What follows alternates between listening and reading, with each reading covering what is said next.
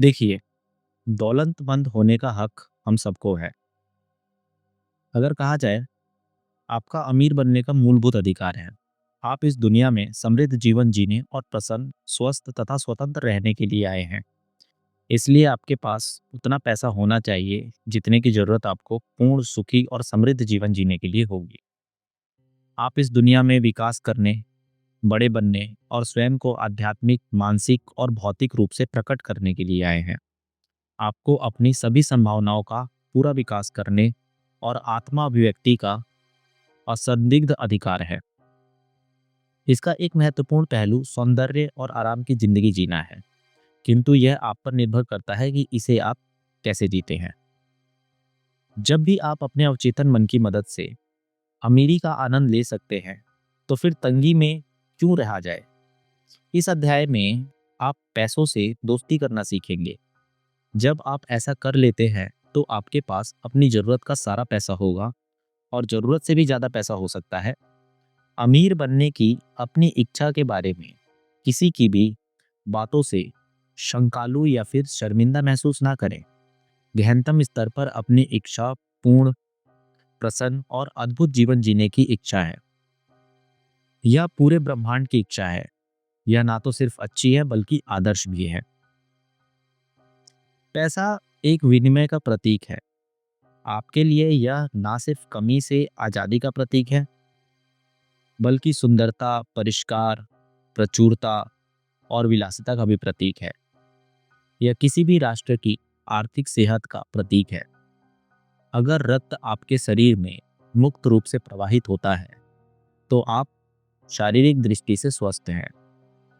उसी प्रकार अगर धन आपके जीवन में मुक्त रूप से प्रवाहित हो रहा हो, तो आप आर्थिक दृष्टि से स्वस्थ हैं। जब लोग धन संचय करने लगते हैं, उसे टीन के डिब्बों में बंद करने लगते हैं और भयाक्रांत या फिर आशंकित होने लगते हैं, तो वे आर्थिक दृष्टि से बीमार बन जाते हैं। धन के प्रतीक सदियों से रूप बदलते रहे हैं। आपके विचार में आने वाली लगभग हर चीज ने इतिहास में किसी न किसी समय और किसी न किसी जगह धन का काम किया है। सोना और चांदी धन का रूप है, पहले भी थे, लेकिन कभी नमक, मनके और कई सस्ती चीजें भी थी। प्राचीन काल में लोगों की दौलत अक्सर उनकी भेड़ों और बैलों से आगे जाती थी कि किसी व्यक्ति के पास कितने भेड़ हैं या फिर उनके पास कितने बैल हैं। अब हम मुद्रा और अन्य आसान साधनों का प्रयोग करते हैं। इसका कारण हालांकि स्पष्ट है। बिल चुकाने के लिए अपने साथ कुछ भेड़ों को लेकर चलने की बजाय चेक लिखना या फिर कैश दे देना ज़्यादा सुविधाजनक होगा। देखिए, जब आप अपने अवचेतन मन की शक्तियों को समझ लेते हैं, तो आपके पास आध्यात्मिक, मानसिक और वित्तीय सभी तरह की दौलतों के राजमार्ग का नक्शा आ जाता है। जिसने भी मस्तिष्क के नियम को सीख लिया, वह निश्चित रूप से जानता और मानता है कि उसे कभी किसी चीज की कमी नहीं पड़ेगी। आर्थिक संकटों, स्टॉक मार्केट के उतार चढ़ावों, मंदियों, हड़तालों, बढ़ती महंगाई, यहाँ तक कि युद्ध के दौरान भी उसके पास काफी धन रहेगा। इसका कारण यह है कि उसने दौलत का विचार अपने अवचेतन मन तक पहुंचा दिया है। परिणाम स्वरूप उसका मन उसे दौलत देता रहता है, चाहे वह जहां भी रहे, जैसी परिस्थिति में भी रहे। उस व्यक्ति ने अपने मस्तिष्क को विश्वास दिला दिया है कि धन उसके जीवन में अबाध गति से प्रवाहित हो रहा है और उसके पास हमेशा जरूरत से बहुत ज्यादा पैसे रहेंगे। जैसा वह आदेश देता है, वैसा ही होगा। अगर कल वह वित्तीय रूप से बर्बाद हो जाए और उसके पास की हर चीज मूल्यहीन हो जाए, तब भी वह दौलत को आकर्षित करेगा। वह संकट से आराम से उबर जाएगा। यही नहीं, वह उनसे लाभ भी उठा लेगा। आप मेरी बातों को सुनते समय शायद सोच रहे हो, मैं ज्यादा आमदनी का हकदार हूं। मेरी राय में यह अधिकांश लोगों के बारे में सही है। वे सचमुच ज्यादा आमदनी के हकदार होते हैं, लेकिन उन्हें वह मिलती नहीं है। उन लोगों के पास अधिक पैसे नहीं होने का एक बहुत बड़ा कारण यह है कि वे मन ही मन या खुलकर उसकी निंदा करते हैं। वह धन को गंदा कहते हैं या फिर गंदा मानते हैं। वे अपने बच्चों और दोस्तों से कहते हैं कि धन का प्रेम ही सारी बुराइयों की जड़ है। उनके दौलतमंद ना बन पाने का एक कारण यह भी है कि उनके अवचेतन में कहीं ना कहीं यह भाव छुपा होता है कि गरीबी में कोई खास गुण है। हो सकता है कि यह अवचेतन भाव बचपन की नसीहत या फिर धर्म ग्रंथों के गलत विश्लेषण के कारण आ गया हो। इसी प्रकार एक बार एक आदमी ने मुझसे कहा, मैं दिवालिया हो गया हूं, लेकिन यह बिल्कुल ठीक है। मुझे धन पसंद नहीं है, यह सारी बुराइयों की जड़ है। ये कथन दुविधाग्रस्त न्यूट्रॉनिक मानसिकता के सूचक हैं। धन का प्रेम अगर बाकी हर चीजों से ज्यादा हो जाए तो इससे आप एक तरफा और संतुलित हो सकते हैं, लेकिन यहाँ आप अपनी शक्ति या सत्ता का साझेदारी से प्रयोग करेंगे। कुछ लोग शक्ति के भूखे होते हैं तो कुछ लोग धन के भूखे होते हैं। अगर आप सिर्फ धन पर पूरा ध्यान लगाते हैं और कहते हैं मैं सिर्फ धन चाहता हूं, मैं अपना पूरा ध्यान धन के संग्रह पर केंद्रित करूंगा, बाकी किसी चीज का कोई महत्व नहीं है, तो हो सकता है आप धन कमा लें और ढेर सारा जमा भी कर लें, लेकिन आप इसकी कितनी बड़ी कीमत चुकाएंगे? शायद आप भूल चुके हैं कि आप दुनिया में संतुलित जीवन जीने के लिए आए हैं। जीवन में हर चीज का संतुलन ही अच्छा लगता है। आपको मानसिक शांति, सद्भाव, प्रेम, खुशी और संपूर्ण स्वास्थ्य की आवश्यकताओं को भी संतुष्ट करना चाहिए। धन संग्रह को एकमात्र लक्ष्य बनाकर आप गलत चुनाव करते हैं। हो सकता है आप सोचे कि आप सिर्फ धन ही चाहते हैं, लेकिन तमाम कोशिशों के बाद आप पाते हैं कि आपको सिर्फ धन की ही नहीं, बाकी चीजों की भी जरूरत रहती है। किसी ने भी मृत्युशैया पर यह इच्छा कभी व्यक्त नहीं की कि काश उसके पैसे कमाने में ज्यादा समय लगाया होता। आप अपनी छिपी हुई प्रतिभाओं की सच्ची अभिव्यक्ति, जीवन में सच्ची जगह पाने, सुंदरता और दूसरों की सफलता एवं कल्याण में योगदान देने की खुशी की इच्छा भी करते हैं। अगर आप चाहे तो अपने अवचेतन मन के नियम सीखकर 10 लाख डॉलर या 1 करोड़ डॉलर भी कमा सकते हैं और साथ ही मानसिक शांति, सद्भाव, संपूर्ण स्वस्थ एवं आदर्श अभिव्यक्ति भी पा सकते हैं। देखिए, गरीबी मेरे हिसाब से तो एक मानसिक रोग है। गरीबी में कोई गुण नहीं है। यह किसी अन्य मानसिक रोग की तरह ही है। अगर आप शारीरिक रूप से बीमार हैं तो आपको यह एहसास होगा कि आपके साथ कुछ ना कुछ गड़बड़ है। आप मदद लेना चाहोगे और स्थिति का उपचार करने की कोशिश करोगे। इसी तरह आपके जीवन में धन का पर्याप्त प्रवाह नहीं हो रहा है तो आपके साथ कोई ना कोई मूलभूत गड़बड़ तो जरूर है। जीवन सिद्धांत की दशा विकास, विस्तार और जीवन को अधिक समृद्ध बनाने की ओर है। आप यहाँ पर किसी दड़बे में रहने, चीथड़े पहनने और भूखों मरने के लिए नहीं आए हैं। आपको खुश, समृद्ध और सफल बनना है। धन के बारे में सारे अजीब विश्वास और अंधविश्वास अपने मन से धो डालें। कभी भी धन को बुरा या गंदा ना माने। ऐसा करने पर यह पंख लगाकर आपसे दूर उड़ जाएगा।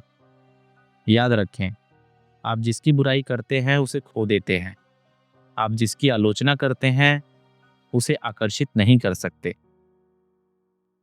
यहाँ एक आसान तकनीक दी जा रही है जिसका प्रयोग आप अपने जीवन में धन को कई गुना करने के लिए कर सकते हैं। दिन में कई बार यह वाक्य दोहराएं, मुझे धन पसंद है, मैं इससे प्रेम करता हूँ, मैं इसका समझदारी से, सृजनात्मक तरीके से और न्यायपूर्ण प्रयोग करता हूँ। मेरे जीवन में धन का लगातार प्रवाह हो रहा है, मैं खुशी से इसे मुक्त करता हूँ और यह अद्भुत तरीके से कई गुना बढ़कर मेरे पास लौटता है। यह अच्छा है, बहुत अच्छा है। धन बहुत बड़ी मात्रा में मेरी तरफ प्रवाहित हो रहा है। मैं इसका प्रयोग सिर्फ भलाई के लिए करता हूँ। मैं अपनी आर्थिक समृद्धि तथा मानसिक दौलत के लिए कृतज्ञ हूँ। मान लीजिए आप सोने, चांदी, जस्ते, तांबे या लोहे की समृद्ध खदान खोज लेते हैं। क्या आप यह ऐलान करेंगे कि ये चीजें बुरी हैं? जरा सोच के देखिए। जाहिर सी बात है, आप ऐसा कुछ भी नहीं कहेंगे। सारी बुराइयां इंसान के अंधविश्वास, अज्ञान, जीवन के झूठे विश्लेषण और अवचेतन मन के गलत उपयोग के कारण पैदा हुई होती हैं।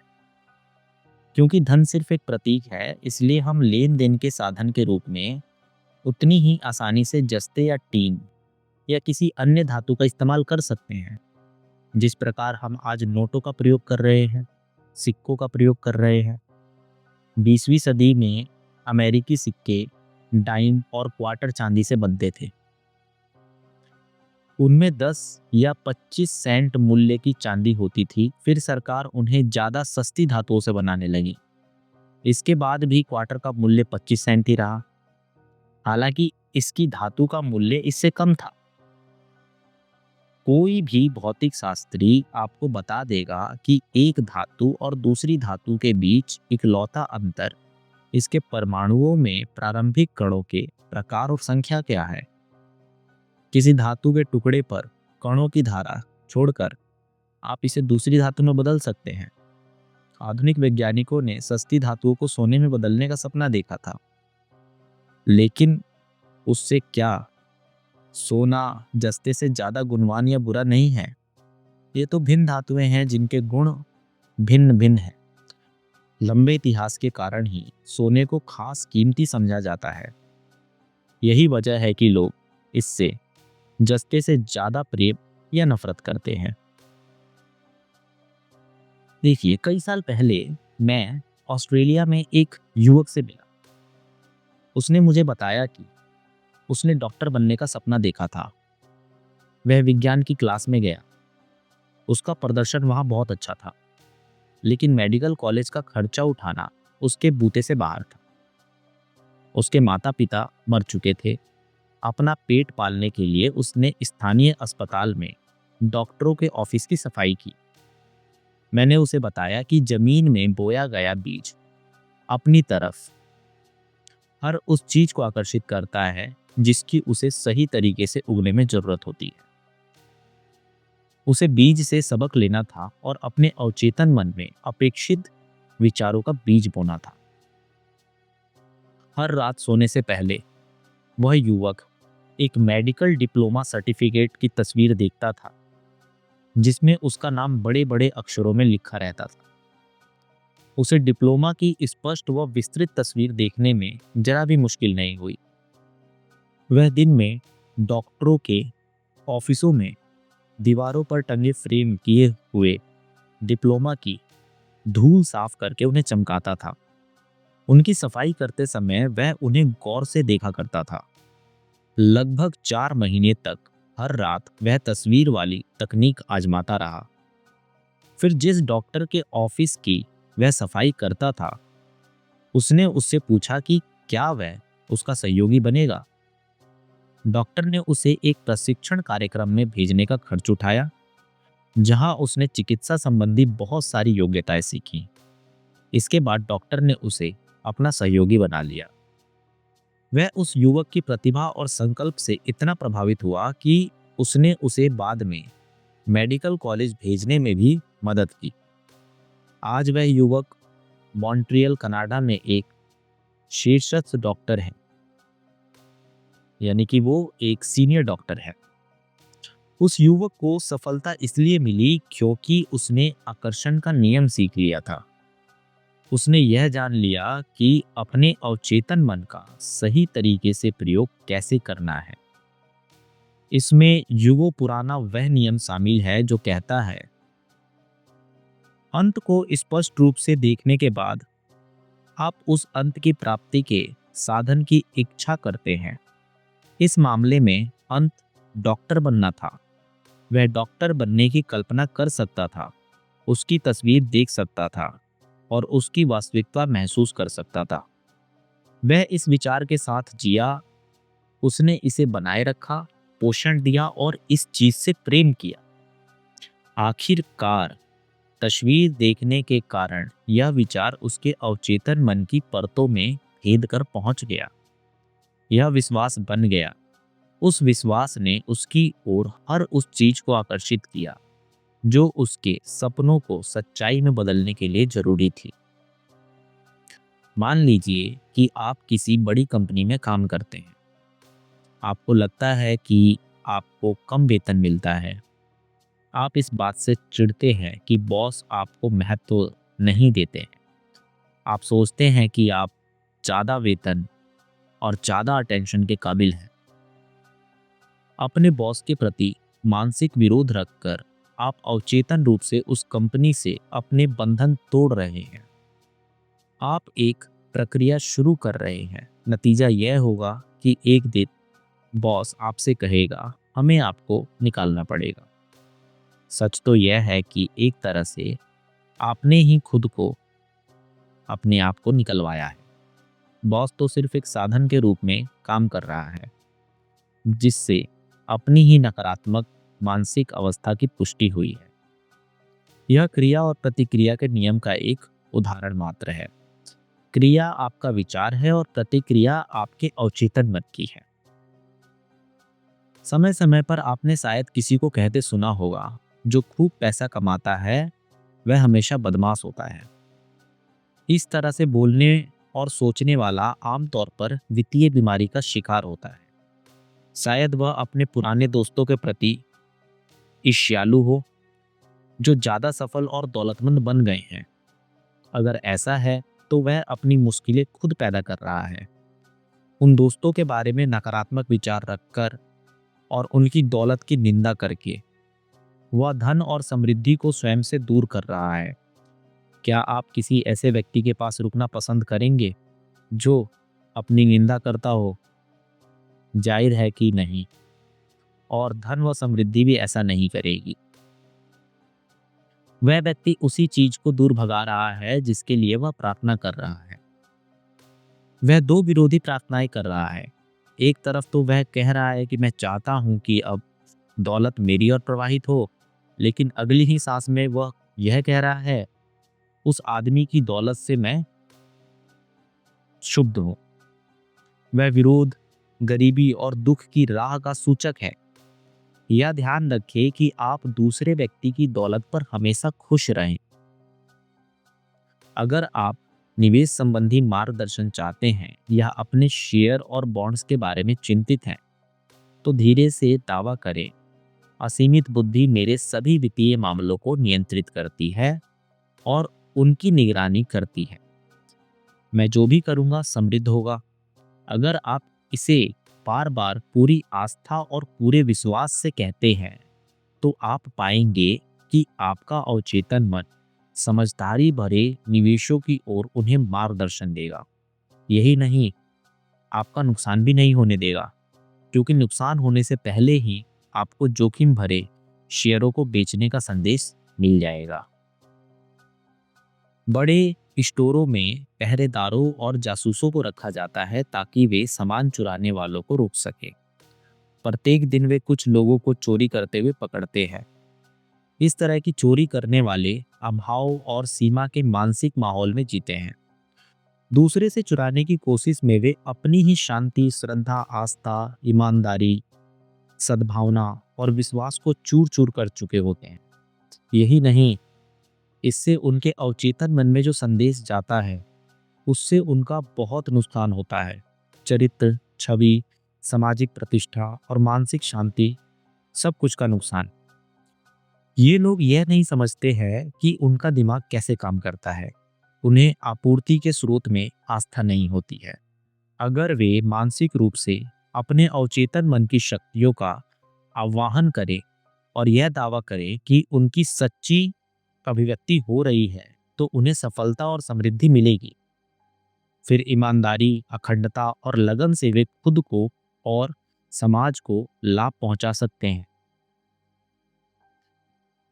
स्वतंत्रता, आराम और आवश्यक धन की सतत आपूर्ति आपके अवचेतन मन की शक्तियों को पहचानने में निहित है। यह आपके विचार या फिर मानसिक छवि की रचनात्मक शक्ति को पहचानने में निहित है। अपने मस्तिष्क में समृद्धि से भरे जीवन को स्वीकार कीजिए। धन की मानसिकता स्वीकृति और आशा का अपना गणित तथा अभिव्यक्ति का तंत्र होता है। जब आप समृद्धि की मानसिकता में कदम रखते हैं तो उस समृद्ध जीवन को संभव बनाने वाली चीजें होने लगती हैं। इसकी दैनिक घोषणा कीजिए। इसे अपने मानस पटल पर लिख लीजिए। मैं अपने अवचेतन मन की असीमित समृद्धि के साथ एकाकार हूँ। धनवान, प्रसन्न और सफल बनना मेरा अधिकार है। धन मेरी और मेरी मुक्ति से, प्रचुरता से और अनंत रूप से प्रवाहित हो रहा है। मैं हमेशा अपने सच्चे मूल्य के प्रति सचेत हूँ। मैं अपनी प्रतिभाओं को खुले हाथों से देता हूँ और मुझे अत्यधिक वित्तीय वरदान मिलते हैं। यह बहुत अद्भुत है। यह दावा करने का साहस जुटाएं कि आपको अमीर बनने का अधिकार है। आपका अवचेतन मन आपके दावे को सच्चाई में बदल देगा। आप जैसे तैसे गुजारा नहीं करना चाहते, आप खूब सारा पैसा कमाना चाहते हैं ताकि जब चाहें तब अपना मनचाहा काम कर सके। अपने अवचेतन मन की दौलत को पहचाने। अगर धन आपके जीवन में निर्बाध गति से प्रवाहित हो रहा है तो आप आर्थिक दृष्टि से स्वस्थ हैं। धन को ज्वर की तरह देखेंगे तो यह आपके पास बहुत रहेगा। ज्वार का आना व जाना लगातार होता है। जब ज्वार चला भी जाए तो भी आपको पूरा विश्वास होता है कि यह जरूर लौटेगा। अपने अवचेतन मन के नियम जानने के बाद आपको हमेशा धन मिलता रहेगा, चाहे यह किसी भी रूप में मिले। कई लोग अभाव में जीते हैं और उनके पास पर्याप्त धन नहीं होता है। इसका एक कारण यह है कि वे धन की निंदा करते हैं। आप जिसकी निंदा करते हैं वह पंख लगाकर आपसे दूर हो जाता है। धन को भगवान ना बनाएं, यह सिर्फ एक प्रतीक है। याद रखें, सच्ची दौलत आपके दिमाग में है। आप संतुलित जीवन जीने के लिए आए हैं। इसमें अपनी जरूरत का सारा धन हासिल करना शामिल है। धन को एक मात्र अपना लक्ष्य ना बनाएं। धन के साथ साथ प्रसन्नता, शांति, सत्य की अभिव्यक्ति और प्रेम भी आपके जीवन में होना चाहिए। सबके प्रति प्रेम और सद्भावना रखें। फिर आपको अवचेतन मन इन सभी क्षेत्रों में चक्रवृद्धि ब्याज देगा। गरीबी में कोई गुण नहीं होता, यह एक मानसिक रोग है। आपको इस मानसिक संघर्ष या फिर बीमारी का तत्काल इलाज करना चाहिए। आप यहाँ पर किसी दड़बे में रहने या फिर गंदे फटे कपड़े पहनने और भूखे मरने के लिए नहीं पैदा हुए। आप यहाँ अधिक समृद्ध जीवन जीने के लिए आए हैं। कभी भी गंदा पैसा शब्दावली का प्रयोग ना करें। यह ना कहे कि मैं धन से नफरत करता हूँ। आप जिसकी आलोचना करेंगे उसे एक दिन खो देंगे। धन अपने आप में बुरा या फिर अच्छा नहीं होता। इसके बारे में उसे ऐसा वैसा सोचना उसे ऐसा वैसा बनाता है। बार बार इस बातों को दोहराएं। मैं धन को पसंद करता हूँ। मैं इसका उपयोग समझदारी से, सृजनात्मक तरीके से और न्यायपूर्ण तरीके से करूँगा। मैं इसे खुशी के साथ स्वतंत्र करता हूँ और हर 1000 गुना होकर मेरे पास जो है ये वापस लौट आता है। धन तांबे, जस्ते, टीन या फिर लोहे से ज़्यादा बुरा नहीं है जिसे आप पृथ्वी के गर्भ में पा सकते हैं। सारी बुराइयां मस्तिष्क में होती हैं। शक्तियों के अज्ञानतापूर्ण दुरुपयोग के कारण ही ये बुराइयां उत्पन्न होती हैं। अपने मस्तिष्क में अंतिम परिणाम की तस्वीर बना ले जो आप बनना चाहते हैं। आपका अवचेतन मन आपकी मानसिक तस्वीर पर प्रतिक्रिया करता है और उसे साकार रूप देता है। जैसी तस्वीर आप अपने मानसिक पटल पर बनाते हैं, अंततः आपको वही चीजें प्राप्त होती है। बिना कुछ दिए कुछ पाने की कोशिश छोड़ दे। मुफ्त लंच जैसी चीज नहीं होती। आपको कुछ पाने के लिए कुछ देना पड़ता है। आप अपने लक्ष्यों, आदर्शों और कामों पर मानसिक ध्यान देंगे तो आपका अवचेतन मन हमेशा आपका साथ देगा। धन की प्राप्ति अवचेतन मन के नियमों को लागू करना और इसमें दौलत का बीज बोना है। आशा करता हूँ आज आप मेरी इन कही हुई बातों को समझ गए होंगे और इसको अपने जीवन में उतारने की कोशिश करेंगे और इन प्रयोग से धन को अपनी तरफ आकर्षित करेंगे। तो आज के इस सेशन में बस इतना ही। मिलते हैं आपसे अगले सेशन में। धन्यवाद।